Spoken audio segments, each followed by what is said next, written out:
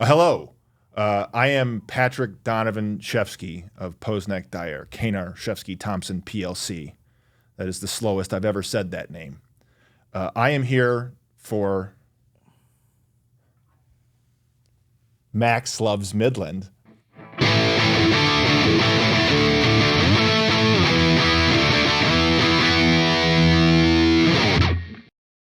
Welcome back to the Max Loves Midland Show. My name's Kevin LaDuke, your weekly tour guide. And with me today is a four-time Rotary Bartender of the Year at River Days Beer Tent Award winner, Patrick Schefsky. And that is your official title, correct? It is one of my official titles. I have many. I'm getting them throughout the years. But yeah, I'm in charge of the bar. I'm the bar master at this point. Okay. So that name has become superior to just bartender. And let's be exact. And that's a really coveted award. And this is a celebration on more than one front. Because today, judging from your crown, and I haven't asked you about it yet, is today your birthday? What gave that away? No, this is a part of my every Thursday outfit. This is the outfit downtown at that place you work at? Yeah, and like I walk into court normally like this. This is like this is my Thursday suit. Well, that's beautiful, and we're gonna have a lot of fun today. And because it's your birthday, I brought you a gift. Oh, you brought me a gift, and you're like the bartender of the year. So there's a little koozie for you. Ooh, nice. Thank you. We've got that right there is our vision statement for our community. That's what Max Loves Midland lines to. So awesome. Really excited to be able to present you with this beautiful, very expensive gift. You know, I'm gonna treasure this forever. I know exactly what drawer it's gonna go in my kitchen. And it's just low enough for my kids to grab, and we'll never see it again. Absolutely. So, maybe put an air tag on it somewhere, and then you can just track it wherever it goes. Sure. I mean, I need to put an air tag on my kids, but I'll definitely spend the $100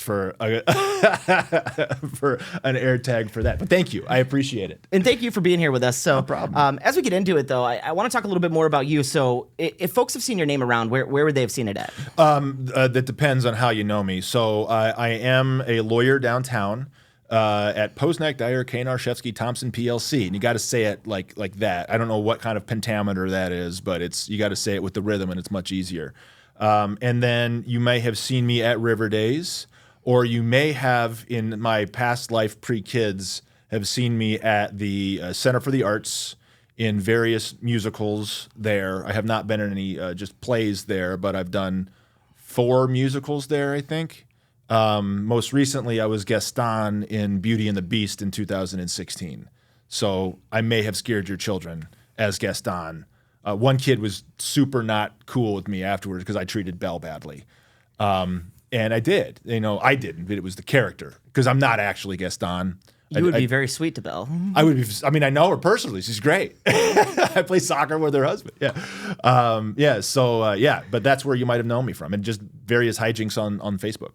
And you've been in Midland, but it hasn't been in Midland your whole life, but you've been around here in pockets and different stretches, and I know we're going to talk a little bit more about your journey, sure. But so day to day, you are a lawyer. I am, in fact, a lawyer. And you talked a little bit about theater. How does that theater background intersect with the courtroom? So it is integral to what you do, or integral. I'm not sure how exactly. This is not a good. I have an English minor. I probably should know how to say that, but whatever. It's important. If you lose the crown, you're going to be able to think better. Yes, okay. Yeah. I think it's going to help you out a little more here. I wanted to be as obnoxious as possible, so I'll put that right there. Give it a nice little resting spot here. Yeah, perfect. So yes, being theatrical is a big part of litigation. That's what I do. I do civil litigation, and I do divorce, custody stuff. Family law.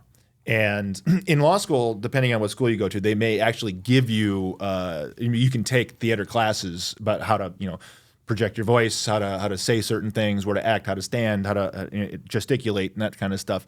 But it catching the attention is important because you're pitching a story, right? You're pitching your client's side, and the better you do that, the more it sticks in the head of the fact finder, which is either a judge or a jury. And as a judge, I'm going to guess gets a little jaded hearing lawyers argue every day, and so they can kind of see through some of the performative stuff a little bit more. So sometimes the performative stuff is just for the benefit of your client. Sometimes it's to scare the other side or intimidate the other side a little bit. But a jury, they don't know you. and they don't know what's going on. And so the more forceful and confident that you can sound, and the more theatrical you can be, sometimes that can be helpful. And you talked a little bit about your background specifically as a lawyer and the areas that you have expertise in, and talk a little bit about empathy for a second. And I think it's a little bit different. Like, you act almost as a counselor in these spaces in strange ways, but you're not at all. So this is an important topic. So I'm going to take off the heart-shaped things, because while I have a heart, it doesn't strike me as it is the civil litigation stuff has a little bit of that, just because depending on what the nature of the litigation is, sometimes it's a family business, and sometimes people have emotions tied up into the things. But emotions are part of family law generally. Like, very rare is it where someone comes in and says, "Here's our tailor-made settlement, just push it through." It does happen, but oftentimes it's contested, and when there's kids involved, that makes it very, very emotional. And a lot of these people, on both sides of whether you're representing a husband or a wife, there is emotions, there's sometimes abuse, and the trauma and the responses that come with that. So my job is to be rational, right? And to kind of see through the path of least resistance, if possible, to save money and kind of be efficient. Some people want retribution, and that's not always in their best interest. And so and that can be frustrating, because you're like, look, you're not going to get X. That's not going to happen because of these reasons. And you're not defending me. Well, I am, actually, because I'm looking out for your best interest. And it's difficult, and you have to have empathy with that, and not to be angry at them or frustrated, because you got a lot of cases and you don't have you only have finite time. So the empathy thing can be draining, really, because your own divorce was going to be the worst time in your life. It's going to be difficult. And while I don't have the same emotions, because it's not my life, I'm helping this part. And so it's a sliver of that emotion times 40 for all the cases, right? So it's a lot. And when you look at law, like, law is pretty black and white, correct? So the law itself can be, but the law allows, we have a common law system, okay? So common law is either judge-made law or interpreting statutes. So the legislature in Lansing or in Washington makes a law, and then it has things that it sets out, and then how those are interpreted is by a person in a black robe. And so they can have different reads on that. And then the law can try and be as specific and as proactive and looking forward as possible, but you still have to shove people and emotions and how human beings act through that kind of system. And I call it a sausage of justice. So, like, you've got the law, which is here, and you've got human behavior, which is here, and you shove it through, and out comes a result. And so the law is theoretically black and white, but it never is. I mean, that's why if you talk to a lawyer, our most common answer is, it depends. And that's based off of the facts of any independent case, because every case is different. So would it be accurate if someone asked you, like, what do you do for a living? Would you say, like, I help people, or what would your answer to that be? So I go back to my dad's statement when I was like 4. I asked, he's an attorney too. Once an attorney, always an attorney. So he's still an attorney. He doesn't practice anymore, but when you go to law school, it kind of reformats your brain. And I equate it to being at the end of there's some watchers or viewers that may not get this reference, and because I'm 40, it makes me feel really old. At the end of The Matrix, when Neo becomes the one, and he sees the code and the walls and that kind of stuff. That's lawyers, but like with risk and liability. And so you look at the world a little bit differently. And so when I asked my dad, how do you explain that to a 4-year-old, right? And so I asked my dad, well, no, Dad, what do you do? And he goes, well, lawyers help people solve problems. And that is pretty much like a blanket 10,000-foot look at what lawyers in any field do, because you don't have to be a litigator. You can be a real estate person. Well, what's your problem there? I want to buy this property. Well, there's a problem with the title. Let's fix the title issue. Well, there's a problem with the liquor license. Well, let's fix that problem. So it's identification of problems. It's mitigating those problems. It's determining risk and helping people solve problems. That's what lawyers of any ilk do. Now, did you know from a very young age that this is exactly what you wanted to do? I mean, I know you saw it in your household and you saw that emulated by your dad, and you really look up to your dad. But is this always something you knew that you would get into as an adult? So it's kind of always been like assumed, and no one like forced it. It was just kind of assumed. It's like Game of Thrones. Yeah, it's like I'm going to be a lawyer, and there's not really a whole lot of my skill set lends itself to otherwise. It's like this or like I don't know. Like I have no idea. And my degrees are political science and English minor, so I don't know what I do other than maybe politics. Which is I've done that, and I don't want to do that again. That was that was fun for a year, and let's not do that again. But so yeah, the story goes. I asked my parents for work clothes when I was younger, and they go back and they get me like a hard hat and like a tool belt and little vest and stuff, and I'm like the equivalent of what the hell is this? 4-year-old, 3-year-old say what is this? This is not what I asked for. And then I wanted a suit. I wanted like a blazer, and I wanted a briefcase. And so then I got that, and that's what I had because that's what I saw my dad go to work in every day. And so, and he and I are very similar people in terms of our sense of humor, in terms of our capacity for public speaking, and not being too embarrassed by all that kind of stuff, and just the way our minds work. I'm taller and hopefully better looking. But other than that, we're very similar. You've said your dad looks like the most interesting man in the world, though. So I'm not sure. You might have. That's a pretty high bar. He looks like, well, yeah, but for an older dude, right? So yeah. So and I'm rapidly graying, but he's got the full most interesting man in the world beard, and he can't do the accent though. He's terrible at the accent. Can you do the accent? Oh, stay thirsty, my friends. Right? He can't. It's the roll of the tongue. He can't do it, and he tries. And when he tries to speak in Spanish, he knows like 10 words in Spanish. And every time he tries to talk in Spanish, it sounds like the guy from Sábado Gigante. So if you're ever watching like Sábado Gigante or soccer or whatever, go, hola, mucho gusto. And like it sounds like a caricature of someone trying to speak Spanish. So it's very embarrassing when we're in Mexico and he tries to do that. So I do most of the speaking when we're together in Mexico. But so yeah, I mean, we're very similar people, and that's what I wanted to do. And so like my education choices were based off of that, and it wasn't ever I felt forced to do it. Just that's what I'm made to do. So here I am. And that roadmap, it really came right together for you, and you saw that emulated in different ways. So your dad practiced in multiple different ways, correct? Yeah. So he started off downtown Midland, and he worked for Tom Beal and Jim Wilson. And then he did some private practice with Rick Lee, and I think he was with like some other guys downtown for a while. And then I was born in 1984, and he needed health insurance for a little boy. And so he looked to Dow, and he went into Dow at 85. And so he did private practice, criminal divorce work, and then he went to work at Dow doing environmental stuff, I think, at first. Then he shifted around inside there and saw a lot of different stuff, a lot of different things inside of Dow. And he was there for almost 20 years. And that journey, your dad's journey through Dow kind of took you to different places in the country. So it did. You grew up in here in Midland, and what was childhood like here? So I was born here, and then when I was 4, we moved to California. So my 1 through 4 remembrances of Midland are parks, Thrune Park. I remember the Elephant Park, and I remember going to the farmer's market down there. That's what I used to say. And my dad and I every Saturday would go down to Hamilton Donuts and watch trains. And so I like a lot of good memories of downtown Midland. I remember my parents, this is a weird memory to have. I remember my parents trying to teach me about the when to walk across a street. Yeah. And so I remember them trying to teach me that when the man shows up, you walk.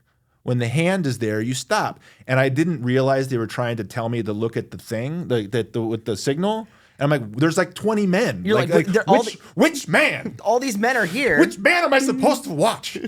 And so, but I just, that's just a memory that I have. I don't know. And I remember going to Kroger with my mom. And so, and then I was at gymnastics out at the gymnastics center. That was there even in 1986 or whatever. And so I remember all those things. And I had fond memories of Midland. And then my first house was on Bookness Street.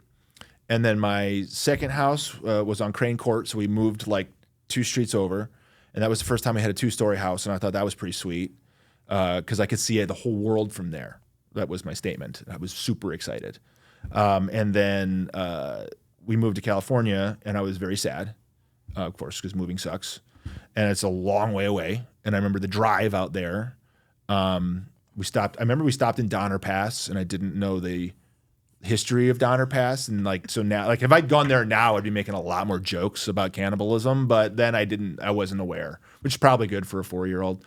And then California, we were only there for like seven months before I knew we were moving to Texas. So I have sporadic memories of California. One of which being the 1989 earthquake, because we were in San Francisco, and so there was an earthquake there. The Bay Bridge broke. The World Series was going on, and the top of the stadium fell down.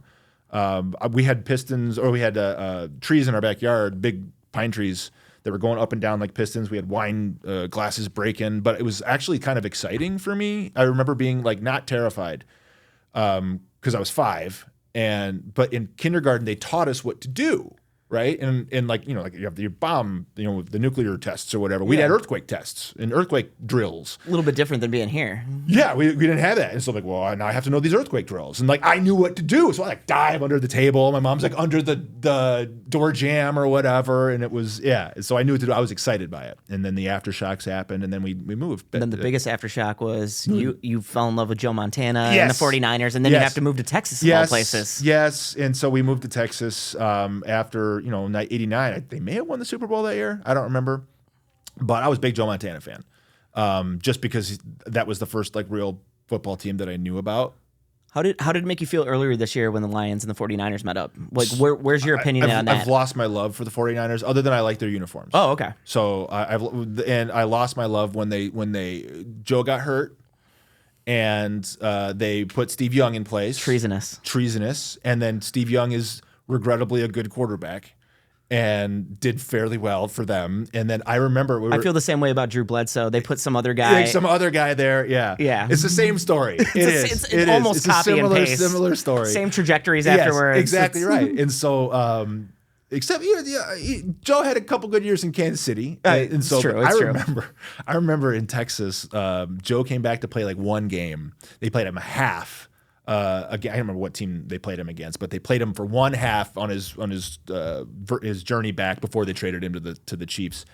And he was 10 for 12 for 210 yards and 3 touchdowns or something stupid. It was he did a great job. And I was bawling. I was so happy to see him playing for the 49ers again. I was bawling. And so then we were in Texas, and actually, I didn't tell you this in our sit down interview, but my dad got tickets to go see Kansas City at the Houston Oilers at the Astrodome. And it was later in the year. They played them later in the year, and both were going to be in the playoffs. Yeah. Because the Oilers were awesome. It was the run and shoot. It was Buddy, oh God, what's his name? Buddy Ryan was the defensive coordinator. I can't remember the name. Maybe Wade Phillips was the head coach. I can't remember. And Buddy Ryan had a history of maybe going after some quarterbacks to hurt them so they wouldn't be good in the playoffs. Allegedly. We'll let the tape show you. But so we get these tickets, and I'm so pumped because I didn't care about the 49ers. I like Joe Montana. And so then I was a Kansas City Chiefs fan. And so we go, and my dad's trying to prep me that they may not play Joe because they're already in. There's no need to play him at this point, right? There's no need. And ironically, the backup at that point in time for Kansas City was the third stringer when Joe went down in San Francisco. A guy named Steve Bono was his name, or Bono. I can't remember. I think it's Bono. So Steve Bono was the backup at Kansas City, the same as he was at 49ers. And so they're like, hey, Steve Bono could be playing. And that was all the pundits probably going to say, he's probably going to start. So I see Joe Montana warming up on the sideline. And I am pumped. So I'm like, he's warming up. And then he never played. And I was just absolutely heartbroken. I don't remember who won the game. I don't care. I was just the saddest kid that you'd ever seen. So you've got all this compound heartbreak. You had to move to Texas. Yeah. And then, then Joe breaks your heart once again. Or really the Chiefs break your heart. The Chiefs broke my heart. They did. So, and that was it for the Chiefs then. I'm assuming you ditched them after that. Oh, yeah. I mean, and we have family members that are big Chiefs fans, and so I begrudgingly want them to do well so that my family can appreciate it. My Uncle John's probably the biggest Chiefs fan in the history of the world. Everything he has is red and gold. like everything. It's a good life for him right now. He's doing all right. Yeah, his golf clubs are red and gold. Yeah, he's obsessed. But yeah, so then now I'm a Lions fan. There you go. Because I came home after 4 years in Texas, back home where I belong. Well, and I mean when you're in Texas, my uncle who's in Tennessee, he'll call up and he'll be like, how are you doing up there with all them Yankees? And I thought it was interesting that you said you were referred to as a Yankee when you were down there. Like it's some sort of New York Yankee slang. If this is a curse word, I'm going to have Josh bleep it. We don't know any better right now. But no, so at age 5, they called me Yankee. And like I had a cursory understanding of the Civil War at age 5 or 6 because my dad's a history nerd and I am consequently also a history nerd. So I like knew what it was. But why are they calling me Yankee? Like, what is that? But it was like a very clear, like, I talked different. I talked like a Midwesterner. I didn't really have a California slang, so I talked like I'm from Michigan. And I don't think I talked like I'm from, like Bay City. I don't think I had to have hard R's and stuff like that. But, I didn't have a twang. And so I picked up like y'all and I picked up fixin' to. And my mom was horrified.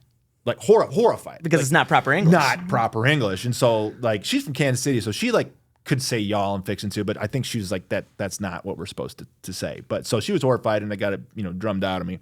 But I think that fixin' to, I think they're both fine and they're helpful, but I was not able to use them. So how different was the experience being in Texas? Like what was the makeup of your classes? Like how did it feel? Like so Lake Jackson is anybody that's been there knows that it's kind of like Midland South. It's a Dow town. They literally like drained a swamp and built and paved a town over it to have a place for Dow people to live in. And so my memory of being down there was that it was similar in terms of like diversity to Midland. There was a little bit more of like a Latino flavor because we're not too far from Mexico and there's just more Latin American people that are down there. Not a lot of African Americans, so it was mainly a white school. It was Best Brandon Elementary. It was a good school. It was ranked highly, and I remember that we were number 1 in the state, whatever. So it was a good school.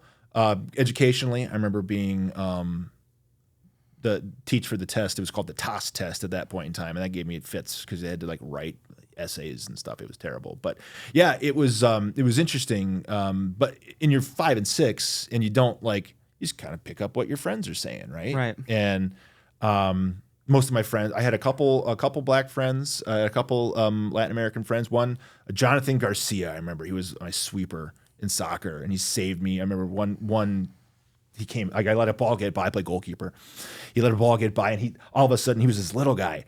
He's fast, and I hear like quick footsteps, and the ball goes kicking out. I see Jonathan going away, and I was like, "Oh, this is the greatest! We won the championship, whatever." So like, but I didn't have a whole lot of non-white friends down there. And I remember playing a football game with my dad on Super Nintendo, I think. And your family like really values like diversity, equity, inclusion, and that's been a big thing from your point of view from a young age. Yes, and this is kind of when I learned about it, because it hadn't really been a thing up to this point. And so I remember playing a video game. It was a football game, and it had a license with the NFL, so the Players Association. So they had the pictures of the players. When Jerry Rice caught something, it was Jerry Rice. And at that point in the NFL, most of the quarterbacks were white. And so the only exposure I had was like Joe Montana and Steve Bono and Steve Young. And, I can't remember who would have seen Seattle because we're on the West Coast, but like everybody was a white guy. Ironically, Rodney Peete was the quarterback for the Detroit Lions at that point in time, but I didn't really pay attention to the Detroit Lions. So we're playing this game, and the picture of Warren Moon came up because my dad was playing as the Houston Oilers. And I said, oh, they let him play quarterback. And my dad lost his mind. Like, where, wasn't mad at me. He was more horrified than anything. But it's commentary on culture at that point in time. It's nothing you were trying to do intentionally. Yeah, and where did I pick up that type of thing? And he was just like horrified that I had come to that conclusion. And so we had a very long talk about, diversity and civil rights and all that kind of stuff at age 6 or 7. So that's when I learned what racism was. And it stuck. Ever since. So, yeah. And that just leads up to everything we've already talked about, like your dad's moral code, you being a lawyer, believing in justice, believing in morality. It just kind of all falls in this same line of we kind of treat everybody with respect and everyone's equal. And it's so good to see those tropes of the black quarterback going away, obviously. Yeah, and, that's very different and we're in now. a completely different space, and that's just incredible. But it was 1992.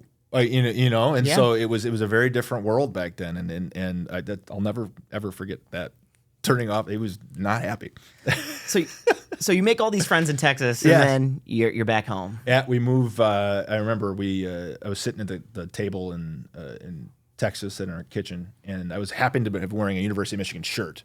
My dad went to University of Michigan. We're big University of Michigan fans forever. And you're a Michigan State graduate. I am, in fact, a graduate. Well, let's asterisk that. I am a graduate of the Michigan State University College of Law. Okay. Which was, at the time that I was going there, a private college that was affiliated with and allowed to use a license to use the Spartan and the name MSU, but it was not part of the university at that point in time. That has since changed. It is now part of the thing. But at the time that I attended, I have never actually attended. So you still carry on that Wolverine fandom Yes. from that T-shirt you were That's wearing gonna that day. Make a lot of people mad on this, but yes. So you're wearing that shirt that day. I was wearing a Michigan shirt that day, and my dad comes back from work and he goes, "Hey, nice shirt. We're moving back there." And like, how do you break it to the kid, right? That was a little blunt, and so I was like, no, because we just moved, 4 years ago, and I didn't want to move back. So I ran away. I ran away down the street, and then I took a left on Yopon Drive, and I went out to Farm Road 2004.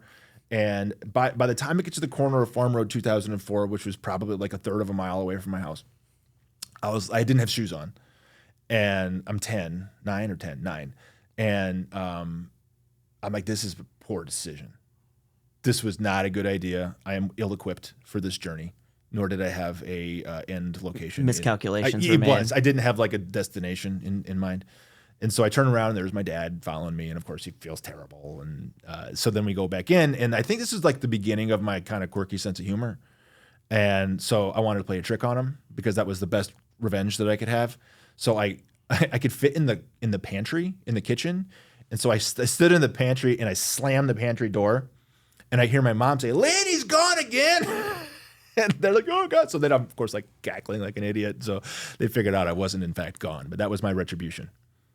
And that continued to carry on. Yeah, throughout. and then that type of humor has continued to carry on throughout my life. And very theatrical. So I'm assuming like you move back, and is this where you really kind of figure out like I kind of have a spark for theater? Or So that didn't manifest itself until middle school. And Okay. So I came back in 5th grade and went to Adams Elementary. Adams.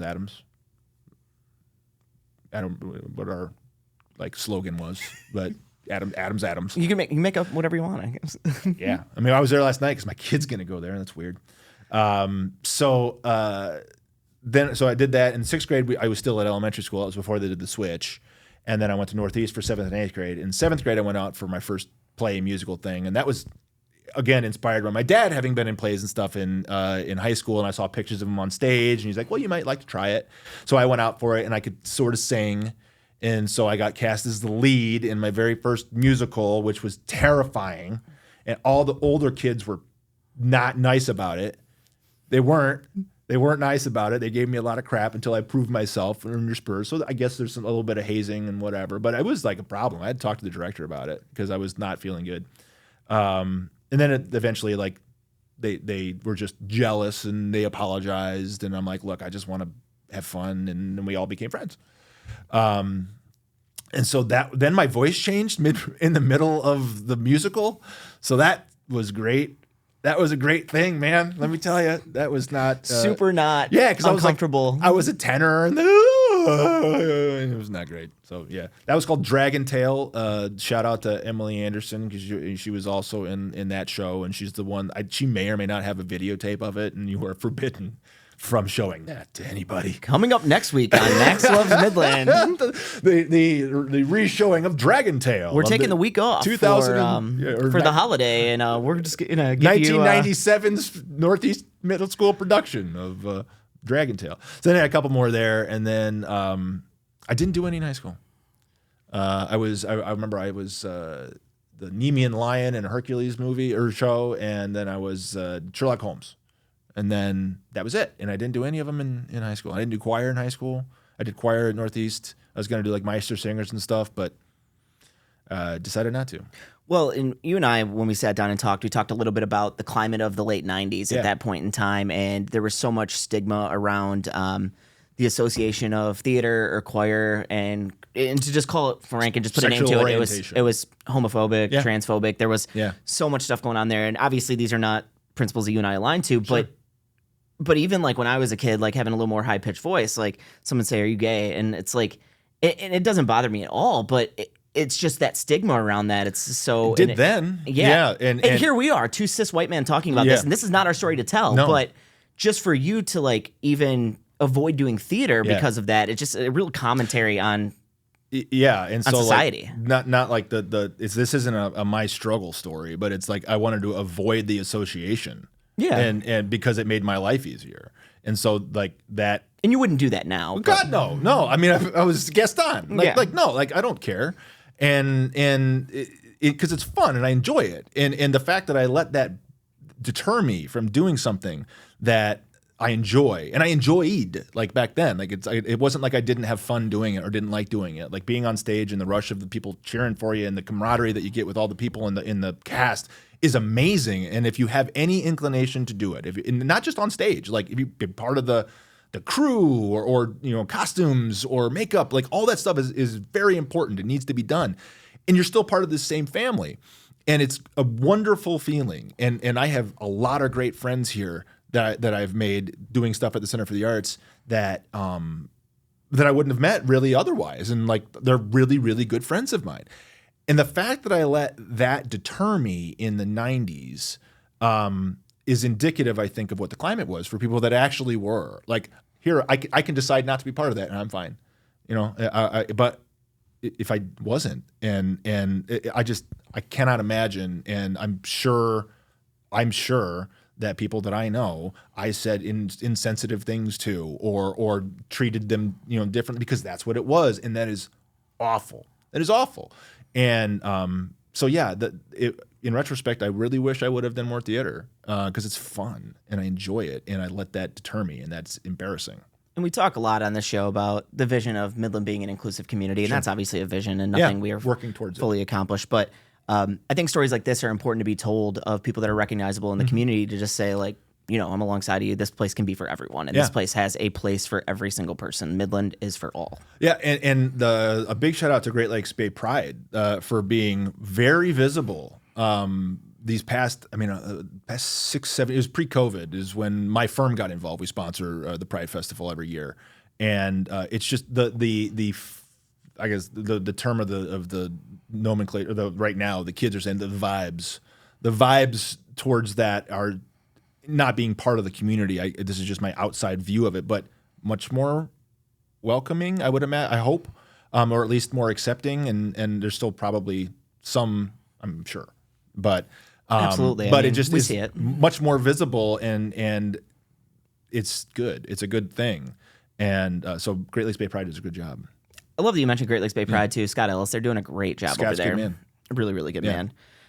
So now here you are. You exit high school. You go to college. Albion, go Brits. Do you meet some girl there? I did. Not just some girl, your wife. Yes, give her a lot of respect here. I don't want to lead in like, oh, you just met some girl. Like, no. So there's a joke. There's a lot of jokes there that I'm not going to put on film.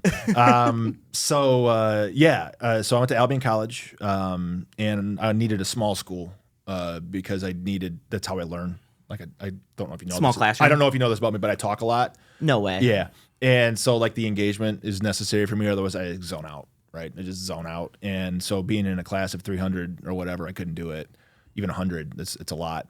And so Albion was like maybe sometimes 10 students to 20. Like I think the biggest one was like 25, and that was like freshman year, like a survey class. So went to Albion, great school, and a lot of my very best friends are from there. I joined a fraternity my sophomore or junior year, I can't remember, and so like 3 of my best friends, we were talking. Today is my birthday, and I got my birthday text from my college buddies. We were all in each other's weddings and stuff. It was great. And so then my senior year, I meet Elizabeth, who is my wife, and she actually had one of my very best friends from my fraternity. She went to high school with, and so my other good buddy Peter, who lives in Chicago.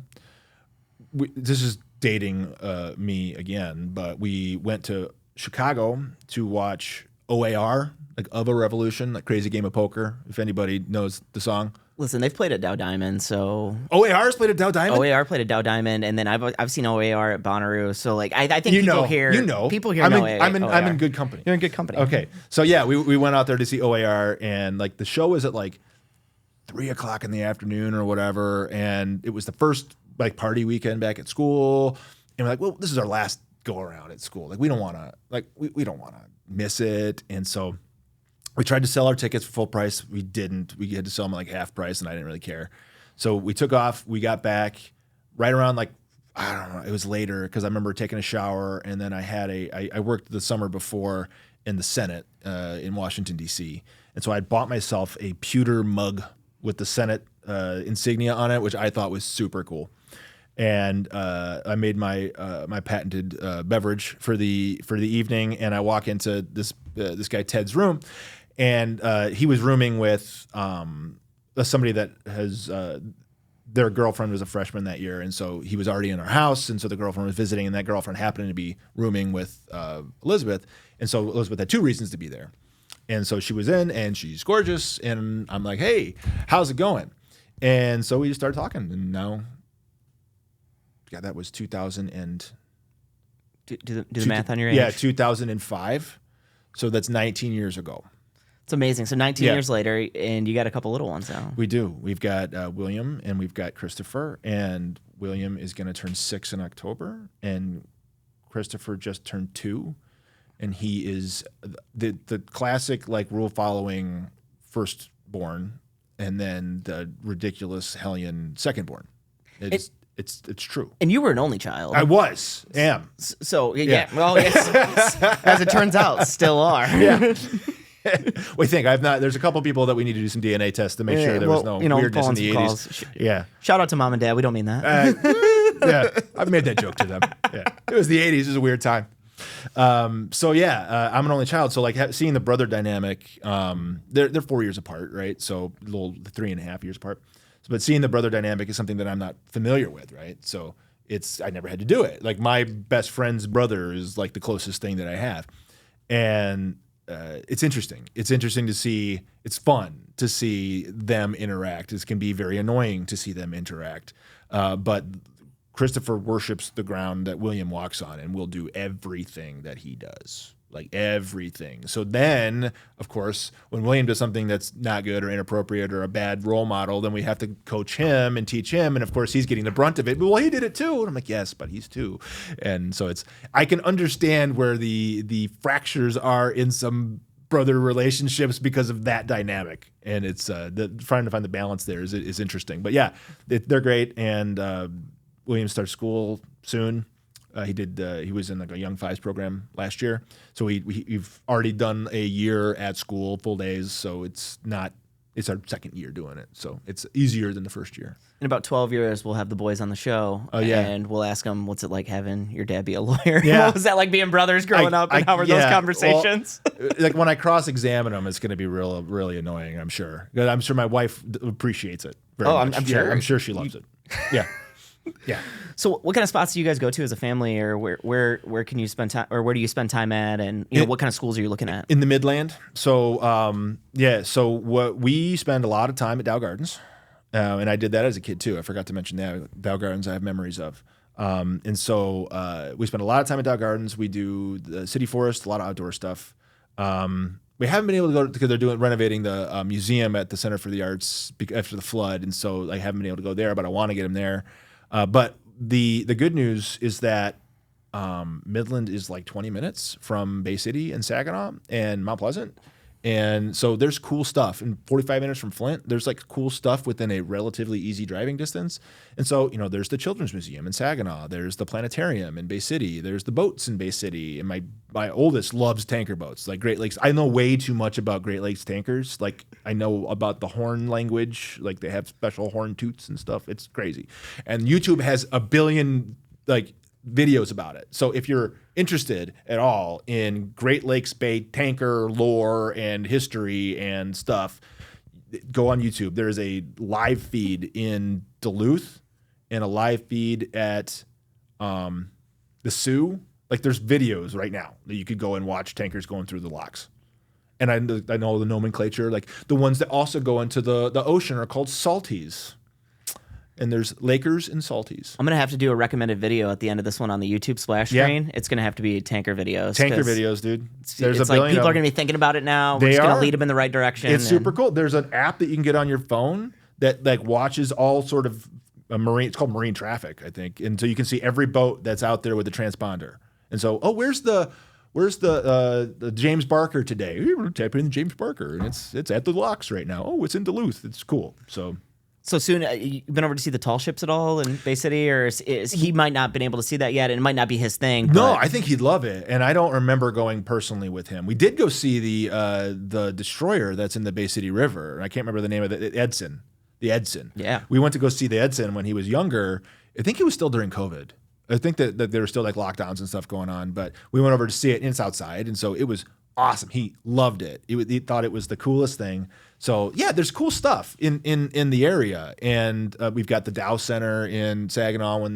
Blippy came a while back. I didn't tell him that because that would have been not going would have been, and he knew that we didn't go would have been the end of it. Yeah, I didn't go either, so it's okay. Well, there you go. You missed out on Blippy. But yeah, there's just a lot of stuff that we can do. We go to the pool a lot, which is cool, and then he's now likes golf.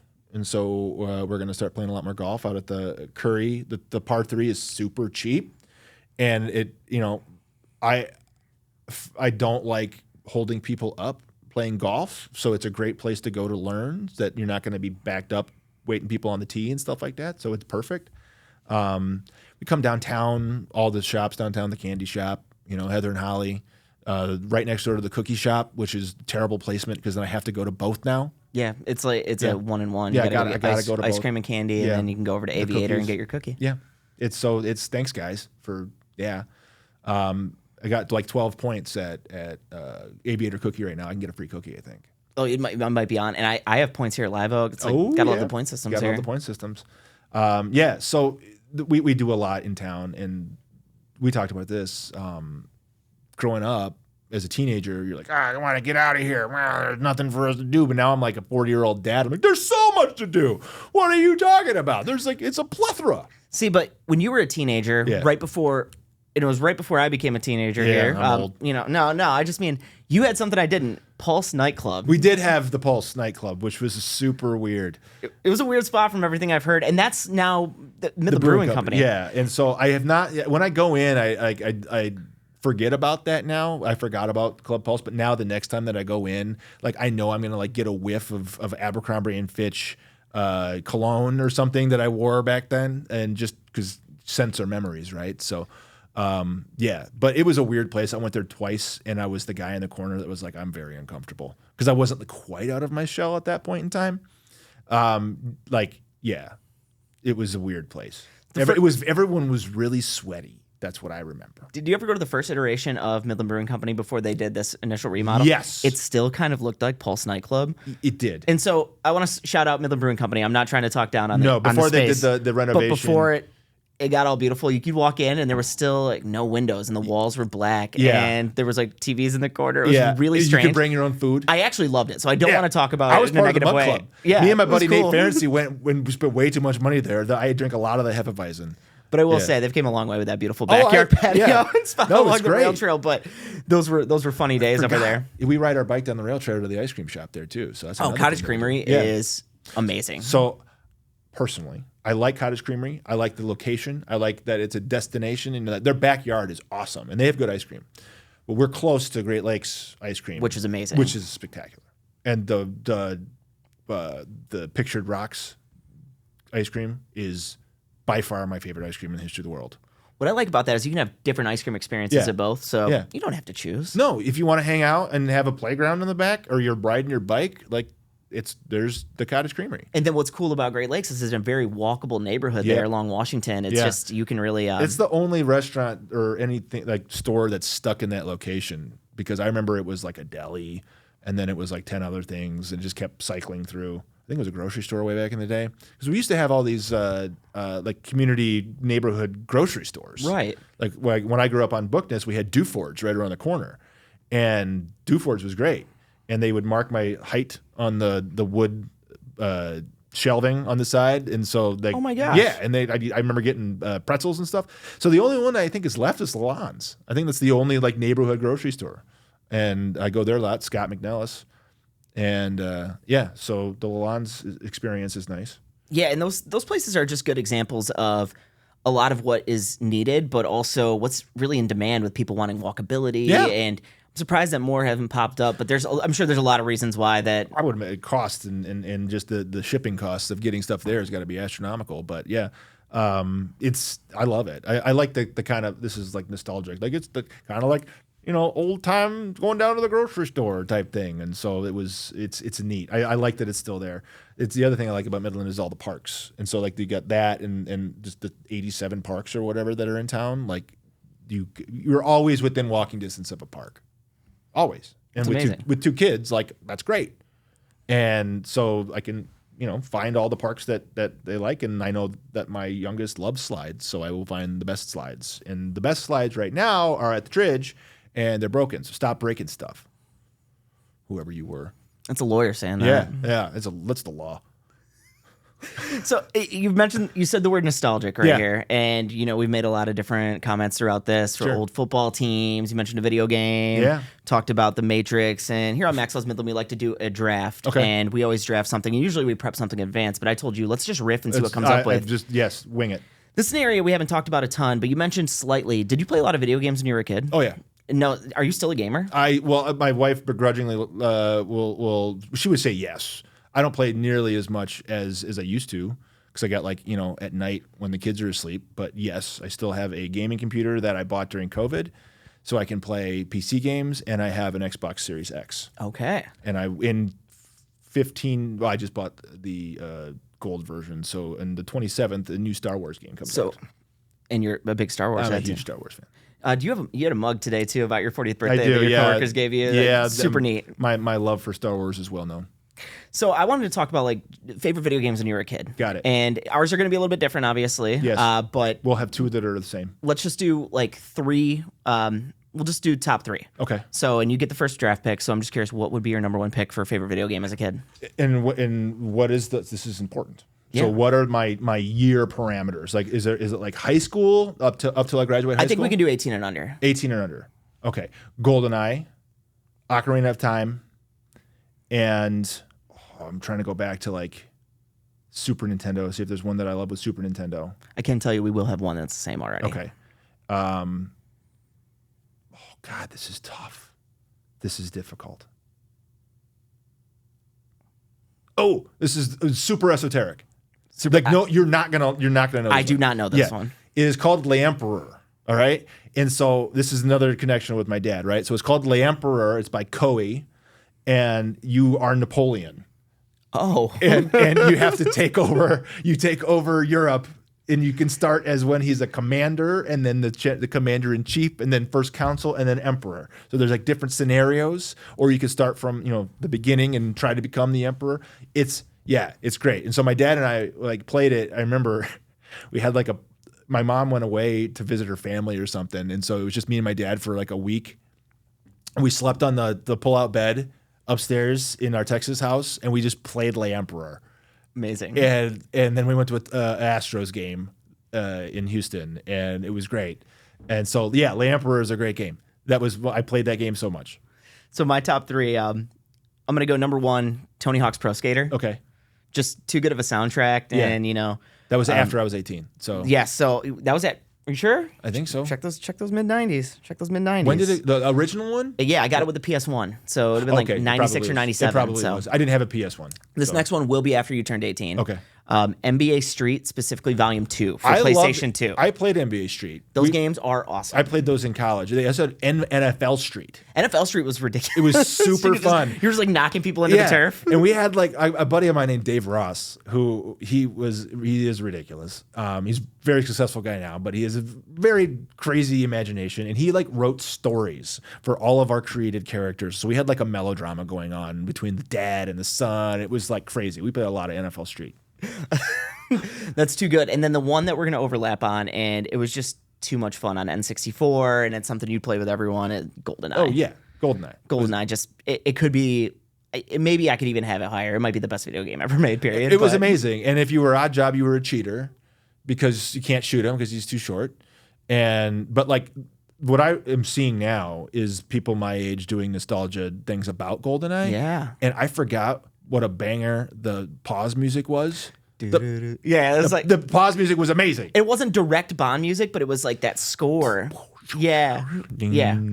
Josh, put it in behind us. Yeah, I want to hear it. Yeah, it's not a trademark. It may be a trademark. Yeah, we can't do that here, but or copyright. Or your friends would we'd have to put like cardboard sheets in the middle of the TV. Yeah, so because you could like screen watch. Yeah, and you're on the same TV, so you had cardboard divider. We did not have LAN or whatever cross-platform playing or any of that kind of stuff.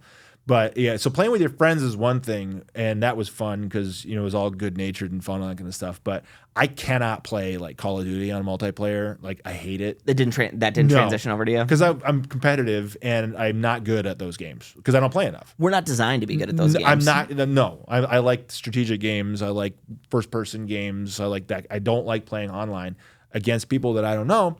Because they're mean. It's crazy out there. Like, they're so mean. Like, some 12-year-olds calling me names, and I'm like, you don't even know what that word means. And if you do, your parents are terrible. Like, what is this? And so, yeah, I mean, the online bullying stuff is, like, real, and I'm old. And so, like, I think the last time I played, like, was, like, 10, 15 years ago, and there's, like, little kids calling me names, and I'm like, because I stole their kill or something. And I'm like, this is not relaxing at all. And I got enough drama in my life, man. I don't need that. I just need to have fun playing a video game. So I'm playing the college football game right now. I've won the national championship twice already with University of Michigan. So I think you brought a lot of personality to the show today, and you brought yourself, and I really appreciate you being open and honest. And I think we talked about some stuff that is sometimes pretty complex to speak about, and I hope that can be a nice lesson for everyone. But I know people are going to want to hear from you more, and I know you do a little series called Lawyers and Loggers. So can you explain Lawyers and Loggers to me real quick? Yeah, Lawyers and Loggers is something that our friends at Digital Mitten help us put on. Shout out to Jeff DeHaven. Jeff DeHaven. What up? What up, dog? What was that? I don't know. I'm old. We'll clip that down. We'll send it to him. Yeah. Just a direct shout out. Yeah, now it's just going to be a meme forever. Yep. Yeah. So we meet at Witchcraft like one Friday every month, and we talk a little bit about what's going on in the law, some interesting stuff that you may not know, kind of advice that's not like super, it's not like you're going to have a attorney-client privilege with this, but like, hey, you could... A little bit of free counsel. You should check this out. This is an important thing. This is how X works, blah, blah, blah, blah, blah.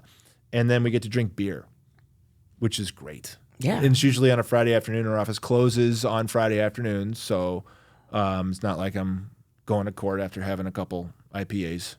And if I do have to go to court in the afternoon, I have water or some other beverage that is non-alcoholic. Legally, he had to say that. Yeah, just make sure my clients don't think I'm showing up drunk. That'd be bad. So as a Midlander who's active here, we've talked about your volunteer work. You're involved with Rotary. What kind of other organizations are you involved in? So right now I am on the board of the Children's Grief Center.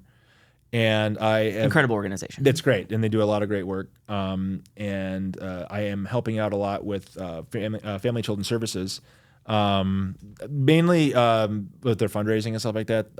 I've recently, in the past couple of years, become very involved in doing like MC work, like for no way. Yeah, I know. So like running events and all that kind of stuff, which is fun. Because when they ask me, I'm like, look. It's not gonna be your normal, just kind of like person doing it. Like I'm gonna make fun of people a little bit, but it'll be lighthearted. But like I do stuff for the ARC also. Their Derby Days, and so 2 years ago, the Derby Days was held on May 5th, which was not the actual day of the Kentucky Derby, but it was on May 5th, which is the Cinco of Mayo. True. It is the Cinco. And a day after one of your favorite holidays. May the 4th be with you. That goes to the next story. So, yeah. So I show up. It's Derby themed. And the joke was that I didn't go to any of the meetings. And so I show up to bullfighting music. And I start like fencing with the microphone. And then I start speaking and do the entire opening monologue, welcoming everybody in Spanish. And then Joey Amond, who's his fiance Missy Reed was putting on the event, so I co-opted him to help me out in my little joke he runs up and whispers in my ear, and then I'm like, what do you mean that it's not Cinco de Mayo? It's literally May 5th. Like, why are we not doing that? Why are we not? And so everyone thought that was pretty funny. And then this last year, it was on May 4th. And then I come out swinging a lightsaber to the Star Wars meme. And everyone's like, what is going on? Why is he? Like, I had like a routine. Are we running out of early May holidays now? And so then I made the joke about no one's dressed up as Princess Leia, and it's May the 4th be with you. And I got a big, well-intentioned groan from everybody. So that was fun. But yeah, so I do that. I do for the Family and Children's Services next week. There's a comedy show for Family and Children's Services. So I am technically the host for it. I don't think I'm supposed to do any stand-up comedy, but I cannot, stop myself sometimes. So we'll see what happens. I don't have anything planned, but I think there's two comedians. You can go on the mcfta.org website to get some tickets for that, and it's for all the proceeds go to Family Children's Services, which is awesome. That's awesome. And then I do the Rotary River Days, and what else have I done recently? I can't really remember. That's about it right now. That's a lot. That's a lot. Yeah, and I play soccer. And you do play men's league still? I play men's league out at the soccer. What night you play on? It's on Mondays, and we just lost in double overtime in the semifinals, and I may or may not be able to move the right side of my body. Ooh. Yeah. I got blasted by some guy that played professional soccer, and he fell over. I didn't fall over. You should see him. You should see that guy. You should see him. Yeah, I did groan badly afterwards. Well, amongst all this time, we need to get you to a Detroit City Football Club match. Yes, you got to go absolutely. check out some pro soccer here in the state of Michigan. That'd be fun. And we'll talk about it. We'll get you down there. Sounds good. I don't know why I'm going to do this Hot One style, but it's like this camera, this camera, this camera. Yeah. Just let's talk a little bit about Midland real quick one last time, and looking forward to the future of Midland. And we kind of always talk about this on the Max Loves Midland show. Sure. What are you looking for the future of Midland? And when you ask that question, like what comes to mind? So, I know we talked about the kind of looming presence of not looming presence, the important presence of Dow, and so I hope that in the future Dow continues to be as generous with their time and their money and their presence that they've been, because if Dow goes, then a lot's going to change around here. I want to continue to see downtown getting a lot more events. I forgot. I'm on the Midland Downtown Business Association. It's a big one. That's a big one too. So yeah, I'm involved downtown, and so seeing downtown become more of a focus again has been kind of cool. I was kind of on the fence about a lot of the stuff about getting the driving people downtown, but I get it now because I work downtown, and so I see people. I think the Commons was great, and it is just busy all the time. And I know there's some people don't like it down there, and parking's always fun to talk about, but. Getting downtown, I think the riverfront development is going to be awesome. So I hope that goes well, but it doesn't take too much from what's already down there, because I like the riverfront kind of the way it is, but like having some restaurants down there would be great. So, this is as an old time Midlander. We need more restaurants in general that are like not just chain restaurants. Absolutely. So like Astor is awesome. And I love the H restaurants. And so I hope that we get more people putting their time and their money into downtown, and a Mediterranean restaurant needs to happen immediately. And that may or may not be my sole reason for trying to win the lottery, is to get a Mediterranean restaurant here, because I miss hummus. You heard it here first.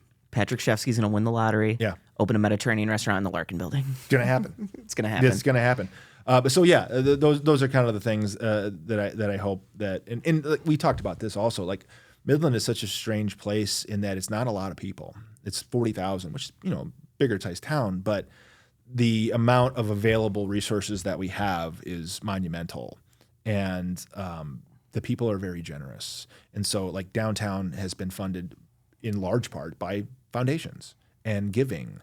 And so I want to see that continue. And so the prosperity of the region is important. So when something opens in Saginaw, I'm happy. When something opens in Bay City, I'm happy, because it's kind of a interconnected, the Great Lakes Bay region. I'm glad that finally there's a name for it, and organizations that help to spread that wealth. And so I just hope that the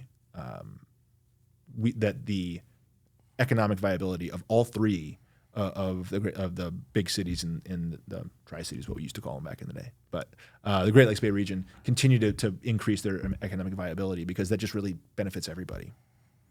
All right, I just need one more thing from you. Sure. Let's end the way we started. Get Give my your crown. glasses back. And my crown. Gotcha. And officially, one more time, Thank happy you. 40th birthday. Thank you. Thank you for spending us with here at Max Loves Midland. No problem. You'll get my bill in the mail. Well, we love having you on. Thank you so much for being here today, Patrick. I hope everyone checks out Lawyers and Loggers and continues to follow your work. And if they see you around, walk up and talk to you. I really appreciate the storytelling today. And thanks for having me. Thank you so much for being on. And thank you guys for joining us today as well. And now it's time for the dumbest slogan in all of podcasting. If you build a bridge and it doesn't work, just put a tridge up. I like it. There it is. I like it. I like it. What would you call a four-sided bridge? A quad? A quidge? Quidge? Is that a quidge? Is that a quidge? I don't know. That sounds naughty. Well, anyways, thank you again, and I appreciate it. And cut. And we're out of here. We're Yeah, out of here. yeah.